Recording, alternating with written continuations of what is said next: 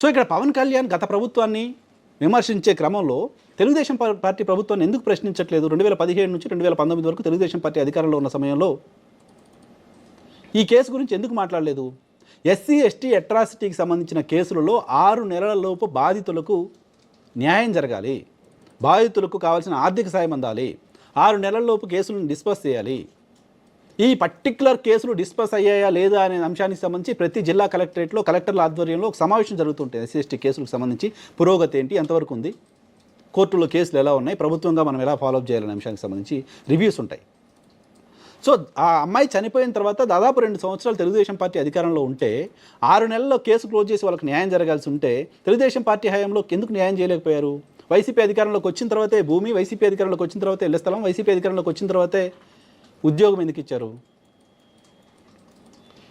ఇది గత వైసీపీ పైన దుష్ప్రచారం చేయడంలో భాగంగానే మాట్లాడుతున్న మాటలుగానే ఉన్నాయి తప్ప మీరు న్యాయం చేసే ప్రయత్నం ఏం చేశారు అనే ప్రశ్నకు ఆన్సర్ చెప్పాల్సి ఉంటుంది కదా.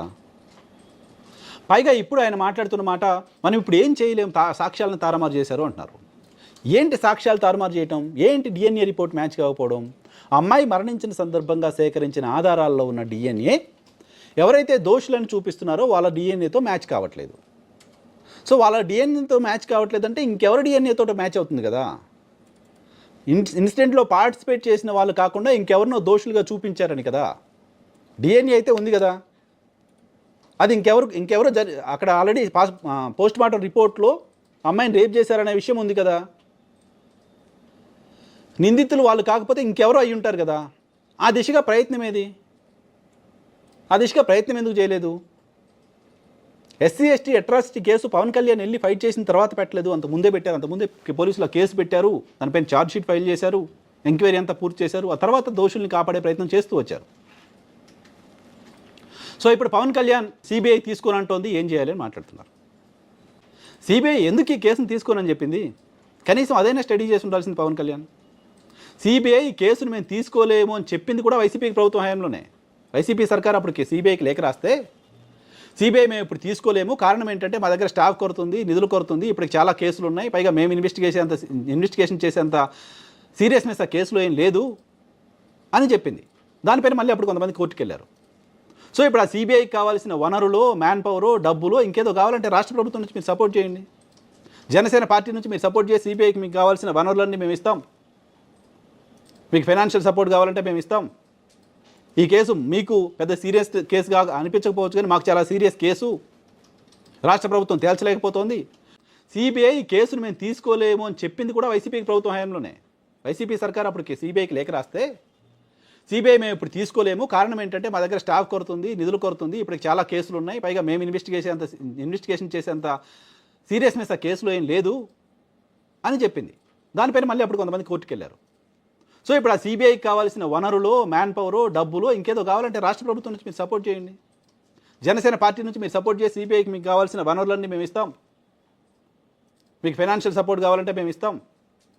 ఈ కేసు మీకు పెద్ద సీరియస్ కేసుగా అనిపించకపోవచ్చు కానీ మాకు చాలా సీరియస్ కేసు, రాష్ట్ర ప్రభుత్వం తేల్చలేకపోతోంది, డిఎన్ఏలు ఉన్నాయి, మ్యాచ్ కావట్లేదు, సాక్షులను ఇంకెవడో కొనేశారు, కాబట్టి కేసు మీరే విచారణ చేయించండి అంటూ కేంద్ర ప్రభుత్వం పైన పవన్ కళ్యాణ్ ఒత్తిడి వచ్చి ఉండొచ్చు కదా. ఆ ప్రయత్నం ఏం జరిగింది అసలు? ఢిల్లీకి పవన్ కళ్యాణ్ వెళ్ళిన ఏ సందర్భంలో అయినా కేంద్ర హోంశాఖ దృష్టికి తీసుకెళ్ళి ఈ కేసును సిబిఐ తీసుకునేలా చేయండి అని ఒక్క మాట అడిగారా ఎప్పుడన్నా? ఒక లేఖ రాశారా ఎప్పుడన్నా? సో ఈ ప్రభుత్వం వచ్చిన ఈ 11-12 నెలల కాలంలో సుగాలి ప్రీతి కేసుకు సంబంధించి ఆ కేసులో దోషుల్ని శిక్షించడం కోసం, దోషుల్ని పట్టుకోవడానికి సంబంధించి చేసిన ప్రయత్నం ఏంటో చెప్పండి. గత ప్రభుత్వమే సిబిఐకి ఇచ్చింది, గత ప్రభుత్వం వాళ్ళకి భూములు ఇచ్చింది, అన్ని రకాలుగా ఇచ్చింది. మీరు చేసింది ఏంటి? ఈరోజు పవన్ కళ్యాణ్ తీరిగ్గా అవన్నీ పట్టుకొని ప్రభుత్వం ఇవన్నీ ఇచ్చింది, భూమి ఇచ్చింది, భూమి 2 కోట్లు ఉంది, ఎకరం, సెంటు 15 లక్షలు ఉంది, భూమి, ఇళ్ల స్థలం, ఇద్దరికి ఉద్యోగాలు ఇచ్చే మేము చెప్తావా? ఇప్పుడు అది గతంలో కూడా జరిగింది కదా, 2021లోనే రాసింది కదా సిబిఐకి గత సర్కారు. మరి మనం ఫైట్ చేసింది దేనికి? మనం ఏ న్యాయం చేస్తామని చెప్పాం?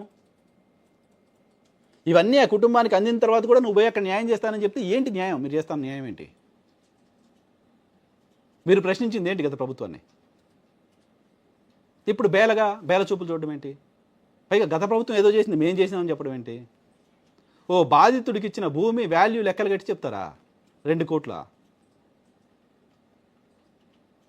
సో ఈ మొత్తం వ్యవహారంలో పవన్ కళ్యాణ్ వ్యవహరించిన తీరు, మేము అధికారంలో ఉంటే ఒకలా, ప్రతిపక్షంలో ఉంటే మరోలా మాట్లాడతామని సగటు రాజకీయ నాయకుల్లాగే పవన్ కళ్యాణ్ కూడా బిహేవ్ చేస్తున్నారని అనిపించింది. మిగతా రాష్ట్రంలో ఉన్న ప్రజలందరినీ వదిలేయండి, రాజకీయ పార్టీలన్నీ వదిలేయండి. ఆ బిడ్డ తల్లికి కూడా మీ మీద నమ్మకం లేకుండా పోతుంది ఎందుకు? మిమ్మల్ని అనేక సార్లు కలిసింది, మిమ్మల్ని నమ్మింది, మీతో ట్రావెల్ చేసింది ఆమె ఒక్క మహిళ నమ్మకాన్ని కూడా మీరు ఎందుకు చూరగొనలేకపోతున్నారు? ఆ ఒక్క మహిళకు కూడా మీరు ఎందుకు కాన్ఫిడెన్స్ ఇవ్వలేకపోతున్నారు? మీరు చిత్తశుద్ధితో పనిచేస్తున్నారనే కాన్ఫిడెన్స్. ఈ ఒక్క ప్రశ్న మీరు వేసుకోండి, ఆన్సర్ దొరుకుతుంది మీకు. సో నిందితులు ఏదో తప్పించుకున్నారు, దొరకట్లేదు, మ్యాచ్ అవ్వట్లేదు కాబట్టి వదిలేస్తామంటే చేతగాని ప్రభుత్వం అవుతుంది కదా.